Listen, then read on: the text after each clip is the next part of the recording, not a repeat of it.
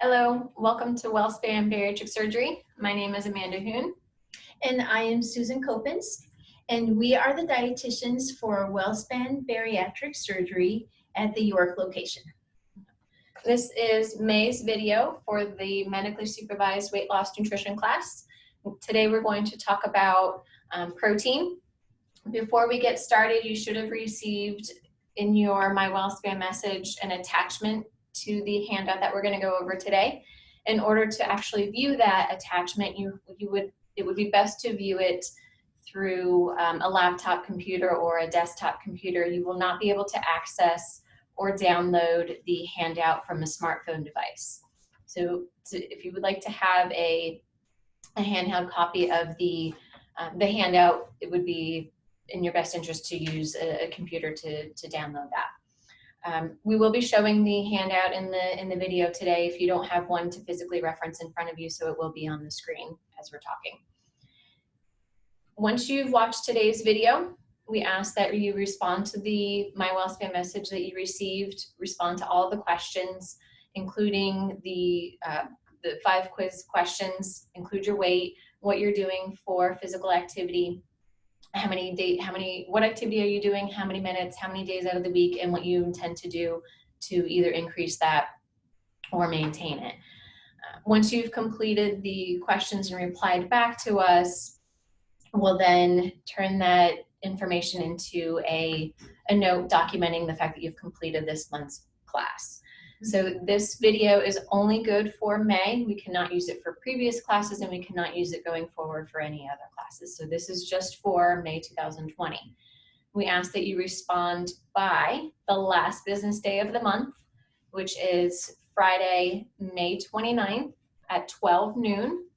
Any answers or responses that we receive after that will not be counted because it will be after the last business day. And typically our office is closed on Saturdays and Sundays, so we cannot count those.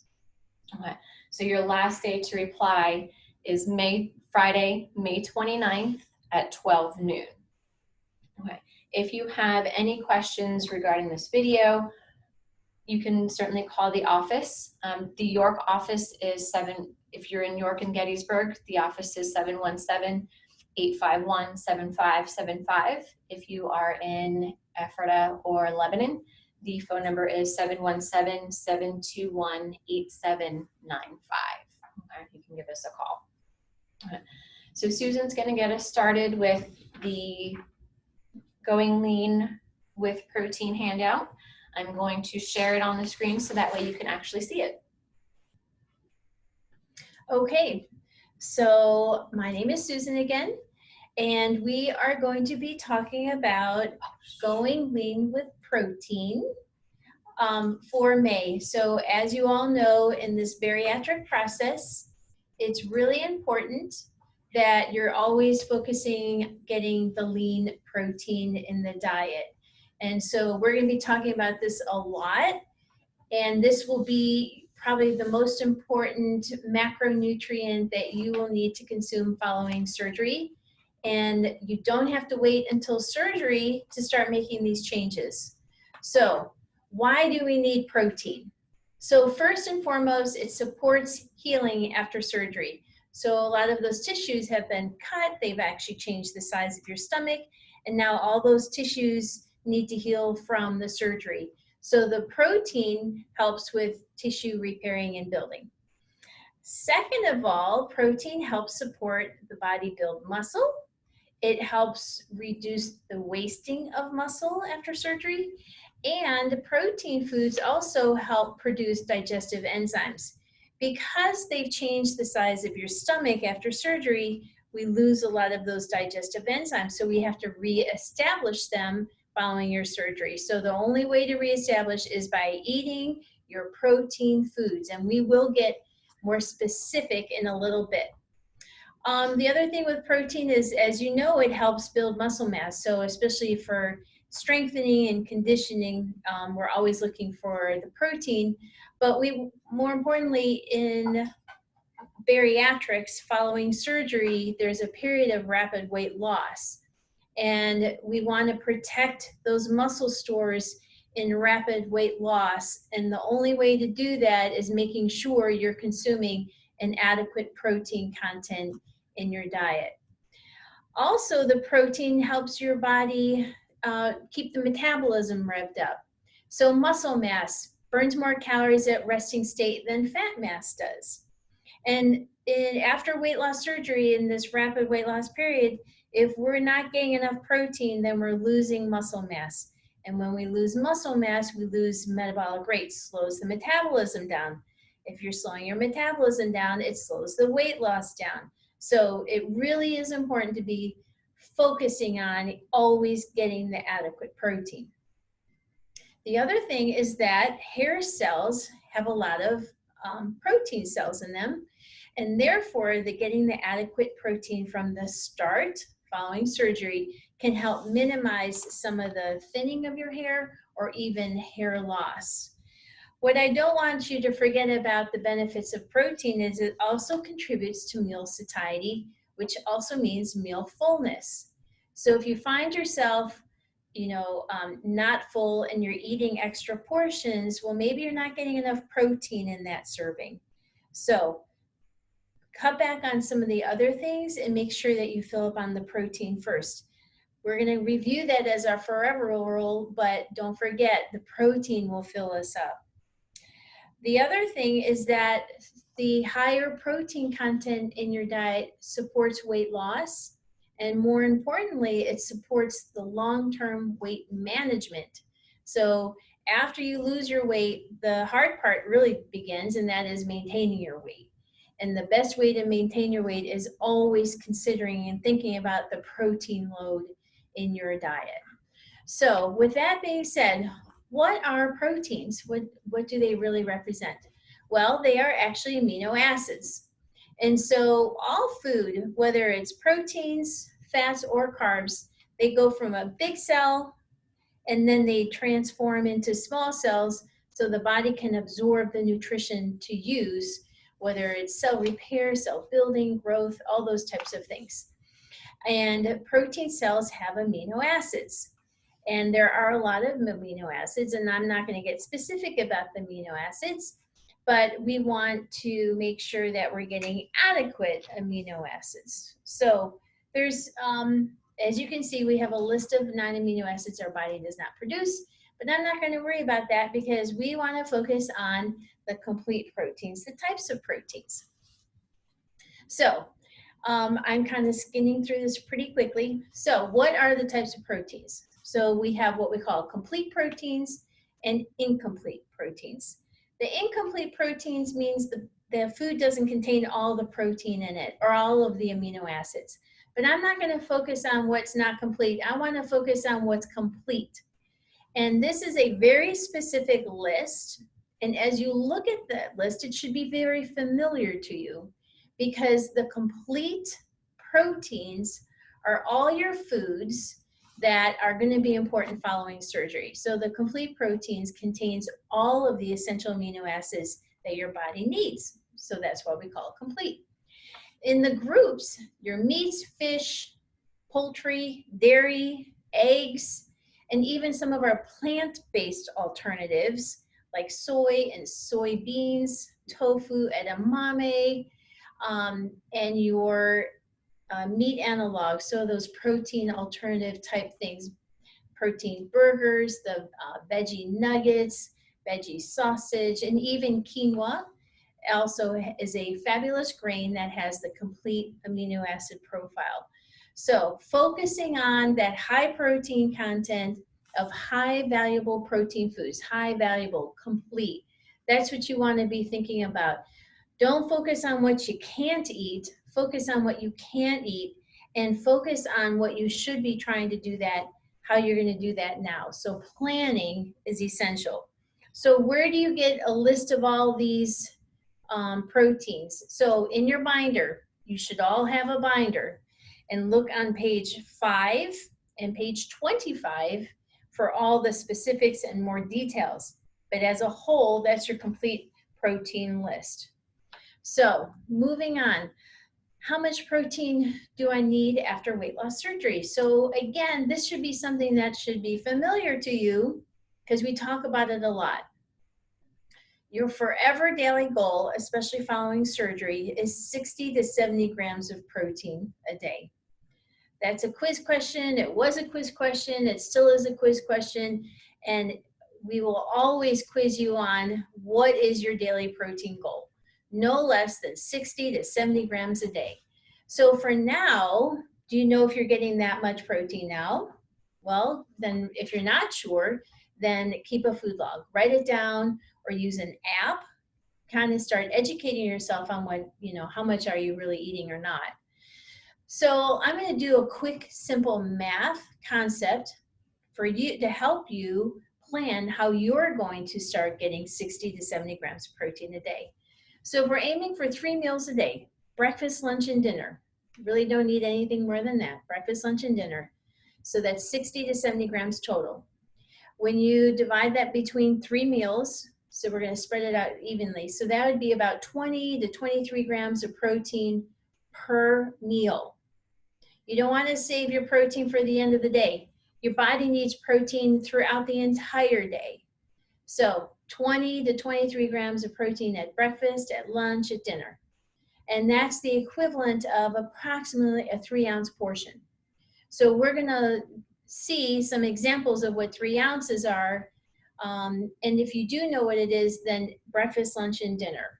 So what I want to say about breakfast real quick, I've said this before, you're not limited to only eating breakfast foods for breakfast. And I would much prefer that you considered doing some non-alternative breakfast meals to eat a healthier meal. Now, aiming for those 60 to 70 grams of protein following surgery, we know it's going to be hard to get when you come home from surgery. So you're going to start on that full liquid diet, and you're going to be on that for 2 weeks. But it's all about planning. It's all about having those things ready and for you being knowledgeable of what has the protein on it. Now remember, following surgery, everything changes. Your diet habits and your lifestyle changes. And the forever eating pattern following surgery is you always eat your meats first and then your dairy, because those are the protein fuels. So meats and dairies first, and then your vegetables, and then your fruit, and then your starch. So this is a very specific order to eat food that you really should start practicing now to get familiar with, so then we know that you're going to eat properly and, more importantly, get that balance that you need in your diet every day. So from here, we're going to go on to page 2, and Amanda's going to describe to you what counts as a lean protein and some of the serving sizes as well. So Amanda, on to you. Thank you. Okay. So page 2 talks about how to calculate the protein. The best way to determine how much protein you're actually consuming is to have a food scale available. This is just a smaller version. If you have a full-size kitchen scale, you can certainly use that. Okay, so you have your kitchen scale, and here we have food model of chicken.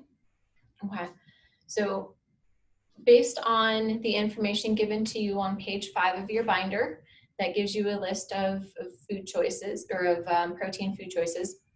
It mentions there that 1 ounce is equivalent to 7 grams of protein. So if you use your food scale and you know that this particular piece of chicken is 3 ounces, we know that 3 ounces times 7 is 21. So for every 1 ounce of protein, every 1 ounce of your protein food, it's equivalent to 7 grams of protein. Okay, so again, you have about 21 grams of protein in this 3 ounces of chicken. The same would apply to a piece of salmon, some tilapia, 3 ounce piece of tilapia, hamburger, okay, ground beef into a hamburger patty, some pork, 3 ounces. This is pork tenderloin, so each one of these might be roughly 1 ounce of each. An egg, 1 egg. And then you have some other sources here. Here's some tuna or canned chicken. So if you don't have a food scale, you could use, if you have measuring cups or measuring spoons available in the house, measuring cups would also accomplish the same thing. For instance, on the tuna,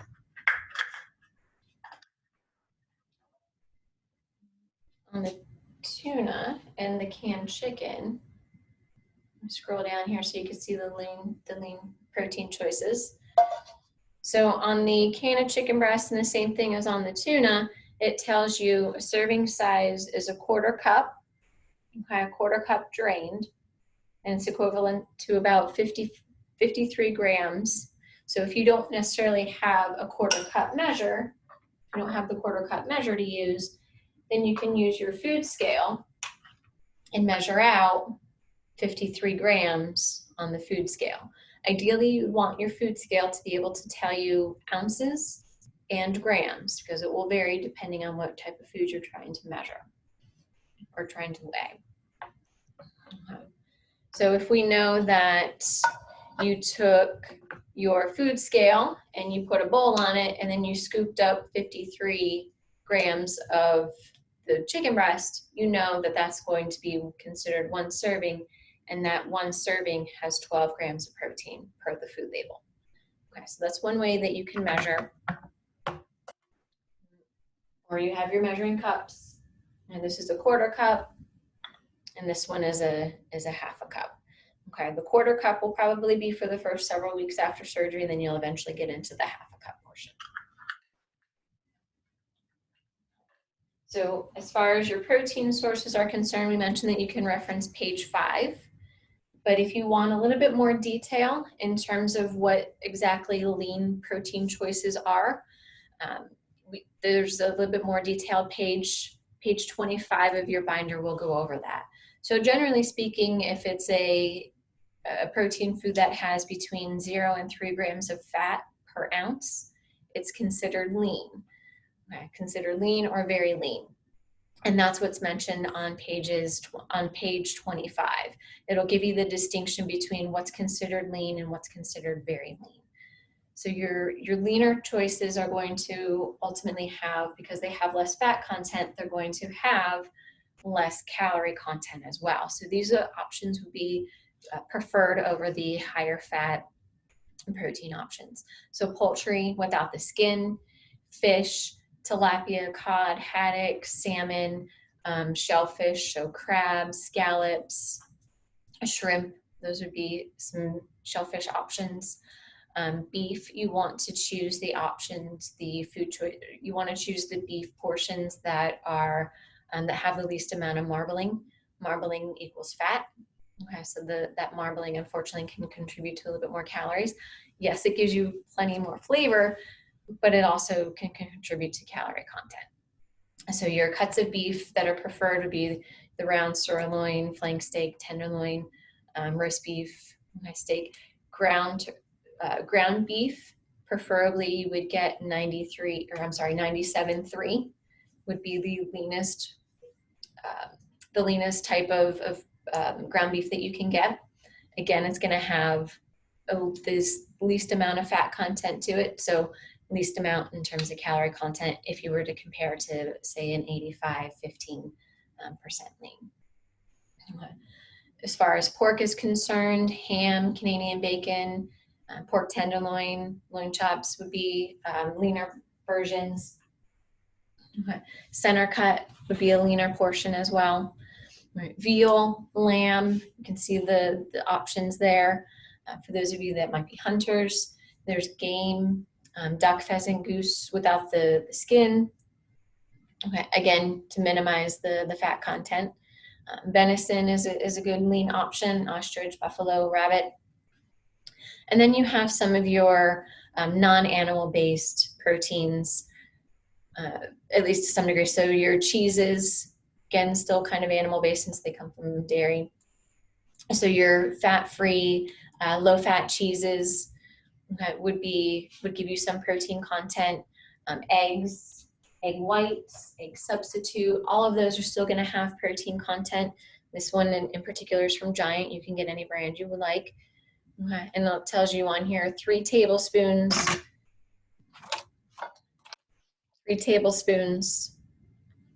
is 25 calories and 5 grams of protein. Okay, so if you wanted to do egg bites, if you don't have an egg separator at home, you can certainly get the carton of egg whites.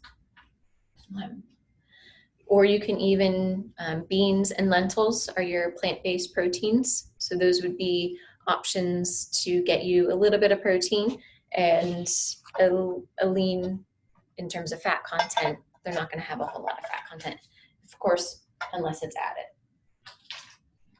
So be very careful that you're not necessarily adding butter to some of these foods, so that way you can kind of make sure that the fat content is minimal as it's intended. So, let me find the mouse here. You scroll down. So there are certainly some protein foods that would still be appropriate for you to have. However, because the fat content is a little bit higher or much higher than some of the choices that I've mentioned already, you would have to be a little bit more mindful of the portion of those particular foods. So your fried meats, unfortunately, frying anything is going to really raise up the fat content, subsequently the calorie content. If you had 3 ounces of just plain chicken breast, without frying it, if you just had the plain chicken breast, it might be about 120 calories. You fry that same 3-ounce portion of chicken breast, and now you have a 400 calorie chicken breast. Okay, so yeah, the fried version might taste good, but it's also going to get you subsequently more calories and more because of the higher fat content. So you want to, if you're going to have some of those higher fat meats, say something like salmon is going to be a little bit higher fat content, at least in that case, the fat content that you're getting there is from your omegas. So the omega fatty acids are going to give you actually some health benefit, where fried foods isn't really going to give you any added health benefit. So poultry with the skin, again, it tastes good, but unfortunately it's going to contribute to calorie content.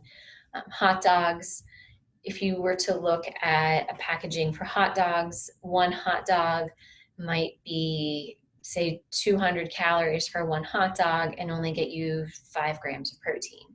Meanwhile, if you had one egg, that one egg will get you 6 grams of protein or 7 grams of protein and only 70 calories. So again, where are you getting the protein from?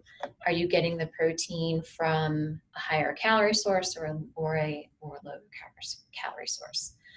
The high fat meat that's mentioned in this section, again, I mentioned this earlier. So the more marbling there is, the higher the fat content. So you want to choose the leaner, less marbled red meats.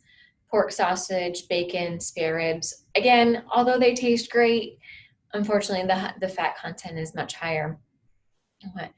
Something like bacon, 3 strips of bacon might be 130, 150 calories, somewhere along that line, but it might only be 3 or 4 grams of protein. So yes, it tastes good, but again, are you getting the biggest bang for your buck in terms of protein content? Deli meats, unfortunately, those tend to be processed. So the like bologna and salami, those types of meats, unfortunately, are not necessarily going to be the highest quality of proteins. Milk, 2% or whole milk, kind of what I was saying previously. So milk does not, the protein content of milk doesn't change. It's the fat content of milk that changes. So if you're trying to, and with the lesser fat content, you're also getting subsequently, you see Susan back here. With the lesser fat content, you're subsequently getting fewer calories. Okay, so if you were to choose, instead of whole milk or 2% milk, if you were to choose 1% or skim, you get the same amount of protein for an 8-ounce cup, you just get less calories. Or you have the option of something like Fairlife milk, which in 1 cup the same 1 cup that we were talking about earlier, that 1 cup is 13 grams of protein. So this would be a good option to have, and it's not necessarily going to add a whole lot calorie-wise either, because we're eliminating we're eliminating the fat content. So you can decrease the fat content to then increase the calorie content and have almost the same amount of calories, or the protein content. Decrease the carb content and the fat content, so that way you can then increase the protein content and still have almost the same amount of calories. So the Fairlife milk, this is mentioned in your binder in the full liquid section, and subsequently something that you can drink thereafter. My caution to you is stick with the white milks. Do not get into chocolate milk. I don't care that it's still the Fairlife milk, but the chocolate milk is going to have a lot of added sugar, and that can potentially cause something, especially if you've had a gastric bypass. Okay, and if not, if you've had a sleeve, that chocolate milk, even though it's Fairlife, is still going to have a higher calorie content just because of the added flavoring. Okay. Your yogurts. Okay. The yogurt, this is a Greek yogurt. Again, kind of going back to what I was saying earlier, if you're looking for the biggest bang for your buck, Greek yogurt is going to get you much higher protein content than any of the traditional yogurts would. Okay. And that's just from the processing of it. So this 5-ounce container of Greek yogurt, plain Greek yogurt, is 15 grams of protein. Majority of those traditional yogurts are 3, 4, some are 5 or 6, just depending on the brand and the ounces of the container.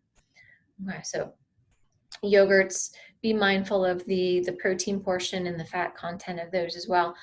Full fat cheeses, those, I don't necessarily have oh, I do have a cheese stick here somewhere. Got it. There we go. So here's a cheese stick. This is roughly an ounce, maybe 1.5 ounces. So this one cheese stick, this could be mozzarella, it could be cheddar. So those types of cheeses are going to have a little bit lower fat content. You get into some of those cheeses that are a little bit denser. Those are going to have a little bit higher fat content to them. Unfortunately, if that's the case, now you're trying to be mindful of not only the fat content, but also the protein content and subsequently the calories. So be mindful of your cheese options, the reduced fat, or you don't necessarily have to get fat-free versions, but reduced fat would be okay. Another one to be mindful of, and this is the nut butters. This is a jar of Skippy peanut butter. Here is 1 tablespoon of peanut butter. I'll grab my tablespoon here. All right, so here's your 1 tablespoon. All right, 1 tablespoon of peanut butter. For those of you that are peanut butter off the spoon, how many tablespoons do you actually have? You can end up eating a 300, 400, 500 calorie snack, and it may have only gotten you 10 grams of protein, maybe 14 grams of protein. So it may not necessarily get you a whole lot in terms of protein content, but it's going to get you a whole lot in terms of calories.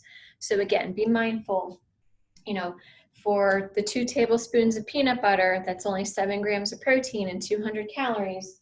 You could have had 1 egg for the same amount of protein and for 130 calories less. Okay.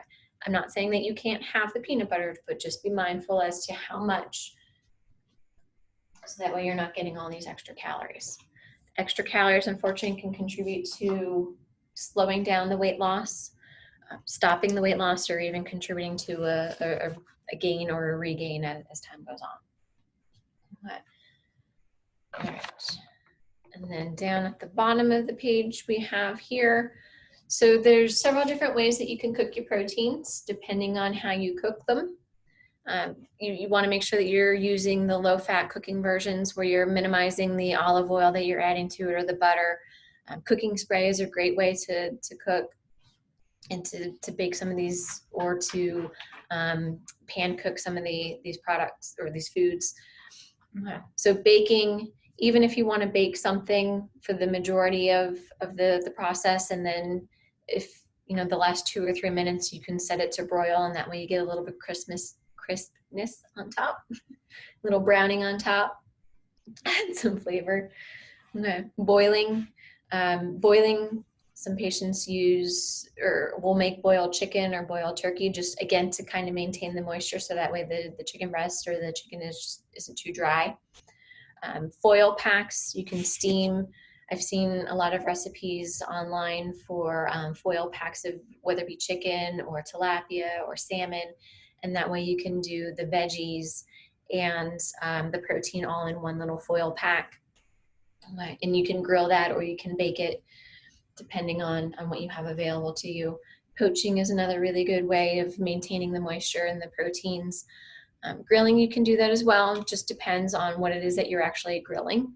And be careful if you're grilling something and then microwaving it, or baking something and then microwaving it. Microwaving it can unfortunately dry out the protein fairly well. So then it might feel like it's, may not go down your throat very easily, but then it may also feel like it's getting stuck. And of course, if it feels like that, it's going to be uncomfortable. Pressure cookers are kind of all the rage now, between pressure cookers and air fryers, or if you have a combination machine that can do that, that's another really good way of getting maybe the flavor that you're looking for, the crispness that you're looking for. That's a word. But that way you kind of get that fried flavor without necessarily increasing the calories so much that it kind of makes the meal kind of too high calorie. Right.